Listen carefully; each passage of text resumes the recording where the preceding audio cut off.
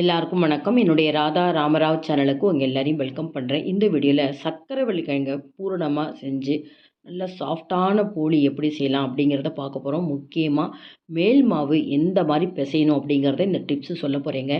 போளி யாருக்கு தாங்க பிடிக்காது? நிறைய பேர் வீட்டில் செய்கிறதுக்கு ஏன் பயப்படுறாங்க அப்படின்னா, மேல் மாவு ஹார்டாகிடுது, இல்லைனா பூரணம் வெளியே வருது, இல்லைனா அதிக அளவு வெல்லம் சேர்த்துட்டா அப்படியே தீஞ்சு போன மாதிரி ஆகிடும். அதனாலே எல்லாரும் பார்த்திங்கன்னா வீட்டில் போளி செய்யாமல் கடைகளில் வாங்கி சாப்பிட்றாங்க.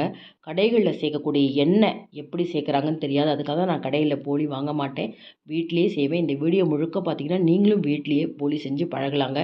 இந்த வீடியோ பார்க்குறதுக்கு முன்னாடி இது வரைக்கும் என்னோடய சேனலுக்கு சப்ஸ்கிரைப் பண்ணாத வீவர்ஸ் உடனே சப்ஸ்கிரைப் பண்ணி சப்போர்ட் பண்ணிகிட்டே இருங்க.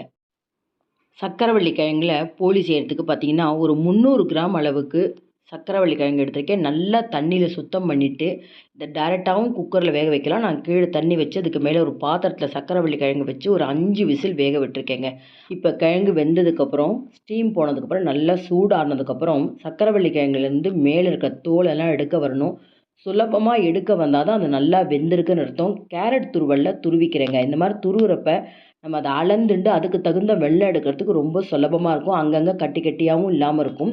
இப்போ பாருங்கள், நான் சக்கரவள்ளி கிழங்கு துருவினதை ஒரு கப்பு ஃபுல்லாக அளந்து எடுத்திருக்கேன். அதே அளவுக்கு தேங்காய் துருவல், அதுக்கப்புறம் 3/4 கப்பு நல்லா பாகு வெல்லம் எடுத்திருக்கேன். நல்ல ஸ்வீட் இருக்கும். நீங்கள் அதை விட கொஞ்சம் கம்மியாக எடுத்துட்டா கூட பரவாயில்ல.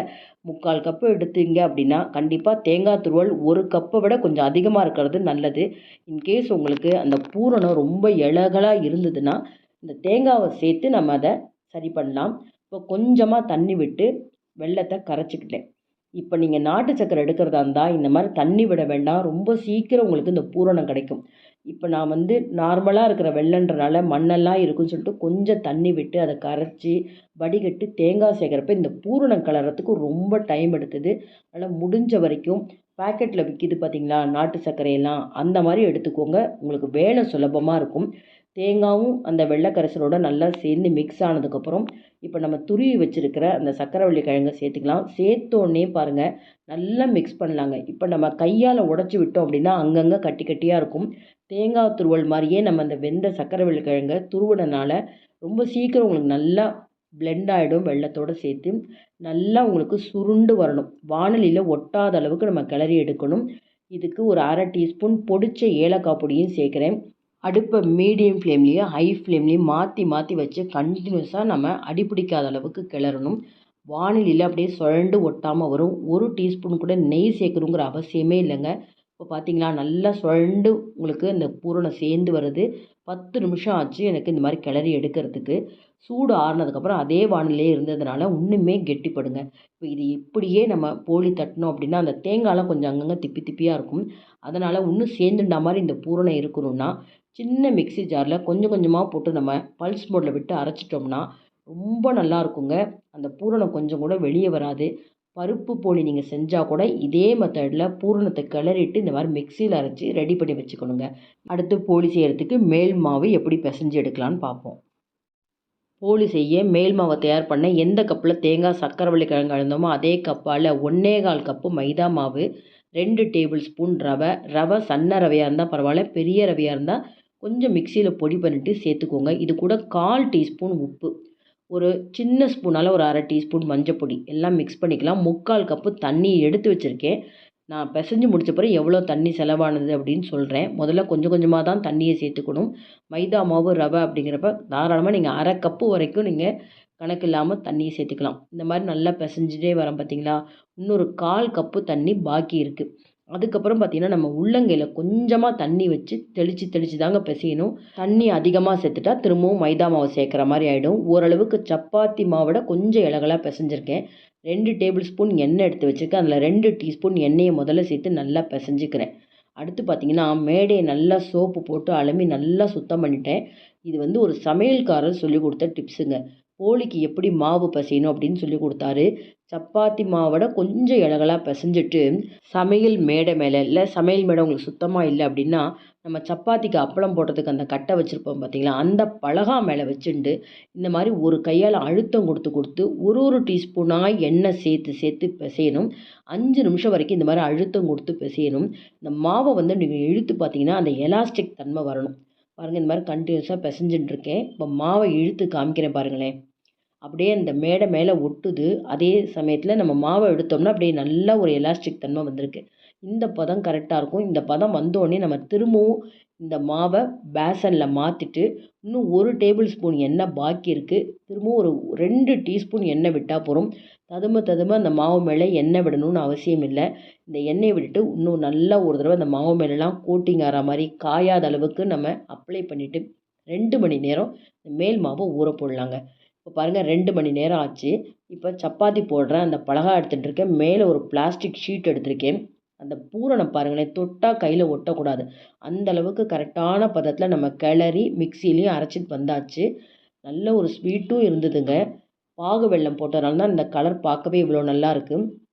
ஓரளவுக்கு ஒரு சின்ன எலுமிச்சம்பழம் சைஸுக்கு நான் இந்த பூரணத்தை எடுத்திருக்கேன். ரொம்ப சின்னதெல்லாம் நான் தட்ட மாட்டேன். அடுத்தது மேல் மாவு பாருங்கள். நிறைய பேர் பார்த்தீங்கன்னா மாவெல்லாம் பிசைஞ்சு 2 மணி நேரம் ஊறினதுக்கப்புறம் திருப்பியும் மேல் மாவு பிசைவாங்க. அந்த மாதிரி அவசியமே இல்லை. இப்போ பாருங்கள் அந்த மேல் மாவை இப்படி எடுத்து காமிக்கிறேன். நல்ல ஒரு எலாஸ்டிக் தன்மையோடு இருக்குது. ரொம்ப சாஃப்டாகிடுச்சு.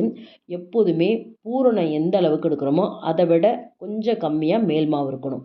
அதாவது ஒரு பங்கு நம்ம பூரணம் எடுத்தோம் அப்படின்னா 3/4 பங்கு அளவுக்கு மேல் மாவு இருக்கணும். இந்த மாதிரி எடுத்துட்டு பிளாஸ்டிக் ஷீட் மேலே எண்ணெயை அப்ளை பண்ணிக்கலாம். நிறைய விதமான போலி ஆல்ரெடி நான் வீடியோ போட்டிருக்கேன். அது தொடர்ந்து பார்த்தவங்க எல்லாருக்குமே இந்த போலி எப்படி தட்டுறதுங்கிறது தெரியும். புதுசாக பார்க்குற வியூவர்ஸ் பாருங்கள். முதல்ல நம்ம கொஞ்சம் இந்த மேல் மாவு உருண்டை எடுத்துகிட்டு ஓரங்களில் மட்டும் தட்டிட்டு நடுவில் அந்த மாவு வந்து கொஞ்சம் மொத்தமாக இருக்கணும். அந்த ஓரத்தில் இருக்கிற அந்த மாவெல்லாம் நடுவில் பூரணம் வச்சுட்டு க்ளோஸ் பண்ணிவிட்டு மேலே குவிச்சு கொண்டு வரணுங்க. நம்ம எப்படி கொழுக்கட்டை பண்ணுறப்போ மாவை குவிச்சு கொண்டு வருவோமோ அது மாதிரி கொண்டு வந்துட்டு எக்ஸஸாக மாவு இருந்தால் மட்டும் அதை எடுத்து போட்டுட்டு பூரணம் எல்லா இடமும் நல்லா க்ளோஸ் ஆகிருக்கா, வெளியில் தெரியுதா அப்படிங்கிறத செக் பண்ணிவிட்டு நல்லா ரவுண்டாக லட்டு மாதிரி உருட்டிக்கோங்க. அடுத்து பாருங்கள், இப்போ பிளாஸ்டிக் ஷீட்டில் ஆல்ரெடி எண்ணெய் அப்ளை பண்ணியாச்சு. அந்த மாவு உருண்டையை அப்படியே உள்ளே வச்சுட்டு நடுவில் தட்டணும். எண்ணெயை டிப் பண்ணிக்கோங்க கையில். முதல்ல நடுப்பகுதியில் தட்டினீங்கன்னா அந்த பூரணம் பார்த்திங்கன்னா எல்லா பக்கமும் ஸ்ப்ரெட் ஆகும். இந்த மாதிரி நம்ம தட்டுறப்ப மேல் மாவு ஒரு பக்கம் இருக்காது, பூரணம் வெளியே வராது. உள்ளேருந்து வெளியே அப்படியே கொஞ்சம் கொஞ்சமாக நம்ம ரவுண்ட் சைஸில் தட்டின்ண்டே வரணுங்க. கொஞ்சம் கூட உங்களுக்கு பூரணம் வெளியே வராது. முக்கியமாக நீங்கள் தோசைக்கல்லில் போட்டு எடுத்ததுக்கப்புறமே அங்கங்கே பார்த்தீங்கன்னா உங்களுக்கு பூரணம் தெரிகிற மாதிரி இருக்குது. ஆனால் மேலே லேசாக உங்களுக்கு அந்த மைதா மாவு கோட்டிங் இருக்கும். தோசை தவா நல்லா சூடானதுக்கப்புறம் மீடியம் ஃப்ளேமில் வச்சுட்டு வலது கையில் நல்லா எண்ணெய் அப்ளை பண்ணிட்டு மெதுவாக இடது கையிலேருந்து வலது கைக்கு அந்த போலியை மாற்றிட்டு, ஏன்னா பிளாஸ்டிக் ஷீட்லேயே அப்படியே நம்ம போட முடியாது. இதே வாழை இலையாக இருந்தால் அப்படியே வாழை இலையோடையே போட்டுட்டு மெதுவாக எடுக்கலாம். எல்லா நேரமும் நமக்கு வாழை இலை கிடைக்கிறதில்ல. பிளாஸ்டிக் ஷீட்லேயே ரொம்ப நல்லா தட்டலாம். பாருங்களேன், 30 செகண்ட்ஸ் தான். நல்லா தோசை தவா காஞ்சிருந்ததுன்னா மீடியம் ஃப்ளேமில் வச்சுட்டு 2வது பக்கம் திருப்பி போட்டு நெய்யோ எண்ணெயோ விடலாங்க. திரும்பவும் நம்ம திருப்பி போடுறப்ப நல்ல ஒரு கலர் கொடுத்துருக்கும். இந்த அளவுக்கு கலர் வந்தாலே போதும். ரொம்ப நேரம் நம்ம இதை வேக வச்சு எடுத்தோம்னா ஓரங்கள் இருக்க மைதா மாவு ரொம்ப ரொம்ப ஹார்டாகிடும். மெல்லிசாக நம்ம தட்டியிருக்கிறதுனால மைதா மாவு 1-1.5 நிமிஷத்தில் வெந்துடும்.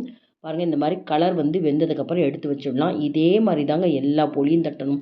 போலியிலே பார்த்தீங்கன்னா பருப்பு போலி, தேங்காய் போலி, கொப்பரை தேங்காயில் போலி பண்ணுவாங்க, அத்திப்பழத்தில் பண்ணுவாங்க, பேரிச்சம்பழத்தில், ட்ரை ஃப்ரூட்ஸில் எல்லாமே இந்த மேல் மாவை கரெக்டாக நம்ம பசைஞ்சு எடுத்துகிட்டு பூரணமும் கரெக்டான பதத்தில் கிளறிட்டோம்னா நீங்கள் எந்த வெரைட்டி போலி செஞ்சாலுமே அந்த மேல் மாவு ரொம்ப சாஃப்டாக இருக்கும். பூரணம் வெளியே வராது. இப்பயும் பாருங்கள், நடுவில் கொஞ்சம் மாவை தட்டி எடுத்தேன், பூரணம் வச்சேன், க்ளோஸ் பண்ணேன். எக்ஸஸாக இருக்க மாவை எடுத்துகிட்டேன். திரும்பவும் கொஞ்சம் கையில் எண்ணெயை தொட்டுண்டு முதல்ல நடுவில் ப்ரெஸ் பண்ணிவிட்டு கொஞ்சம் கொஞ்சமாக உள்ளேருந்து வெளியே அப்படியே ரவுண்ட் ஷேப்லேயே நம்ம தட்டி கொண்டு வந்துடுங்க. இதையே நீங்கள் கோதுமை மாவில் செய்கிறதா இருந்தால் ஆல்ரெடி பூரண் போலி கோதுமை மாவில் செய்கிற வீடியோ நான் போட்டிருக்கேன். லிங்க் உங்களுக்கு டிஸ்கிரிப்ஷன் பாக்ஸில் தரேன். இதே சக்கரவள்ளி கிழங்கையும் பூரணமாக செஞ்சு நீங்கள் கோதுமை மாவுலேயும் நல்லா சூப்பராக போலி செய்யலாங்க. இந்த போலிங்கிறது எல்லாரும் பார்த்தீங்கன்னா ஃபங்க்ஷன் டைமில் செய்வாங்க. அந்த சமயத்தில் நிறைய மிஸ்டேக் வரத்துக்கு சான்சஸ் உண்டு. ரிலாக்ஸாக நீங்கள் இருக்கிறப்ப ஒரு நாள் ஒரு ஈவினிங் ஸ்நாக்ஸாக செஞ்சு பாருங்கள். என்னென்னலாம் மிஸ்டேக் வருதோ அதை சரி பண்ணிட்டீங்கன்னா நீங்கள் ஃபங்க்ஷன் டைமில் கூட ரொம்ப நல்லா போலி செய்யலாம். பாருங்கள், இப்போ இந்த 2வது போலி நல்லா வேக வச்சு எடுத்துட்டேன். நான் எடுத்துட்ட அந்த பூரணத்துக்கும் மேல் மாவுக்கும் 13 போலி கிடச்சிது. மேல் மாவு சரியாக போயிடுது. பூரணம் மட்டும் 2 போலி செய்கிற அளவுக்கு இருந்தது. பொதுவாகவே நீங்கள் இந்த மாதிரி சக்கரவள்ளி கிழங்கில் பூரணம் செஞ்சுட்டா பாதி போலி செய்யுங்க, பாதி வந்து கொழுக்கட்டை மாதிரி ஸ்டஃப் பண்ணி வேக வச்சு எடுத்துக்கலாம். இட்லி மாவில் மைதா மாவில் கரைச்சி சுழியம் பண்ணலாங்க. பாருங்கள், ஒரு போலி எடுத்து காமிக்கிறேன். அந்த ஓரத்தில் இருக்கிற மாவு ரொம்ப ஹார்டாக இருக்கக்கூடாது, ரொம்ப சாஃப்டாக ஒரு கையிலே நம்ம பிச்சு எடுக்கிற மாதிரி இருக்குது பார்த்தீங்களா? அவ்வளோ டேஸ்ட்டாகவும், நல்ல சர்க்கரை கிழங்கு வாசனையோடையும் ரொம்ப பிரமாதமாக இருக்குது. நெய் விட்டு சாப்பிடுங்க. ரொம்ப நல்லாயிருக்கும். அவசியம் இந்த வீடியோ பார்த்தோன்னே இந்த சர்க்கரை கிழங்கு வச்சுண்டு போளி செஞ்சு பாருங்கள். இதே சர்க்கரை கிழங்கு வச்சுட்டு நான் கட்லட் செஞ்சேன். அதுவும் முக்கியமா எண்ணெயில பொரிக்காம, குழிப்பணியாரம் செய்யக்கூடிய அந்த கல்லுல 2 டீஸ்பூன் எண்ணெயில நல்லா கிரிஸ்பியான இந்த கட்லட் செஞ்சேன். இது எப்படி செய்யறது அப்படின்றது அடுத்தடுத்த வீடியோல உங்களுக்கு போஸ்ட் பண்றேன். வியூவர்ஸ், இந்த வீடியோ உங்களுக்கு ரொம்பவே பிடிச்சிருக்கும்னு நினைக்கிறேன். அப்படி நினைச்சீங்கன்னா லைக்ஸ் கொடுங்க. கமெண்ட் பாக்ஸ்ல உங்க கமெண்ட்ஸ் போடுங்க.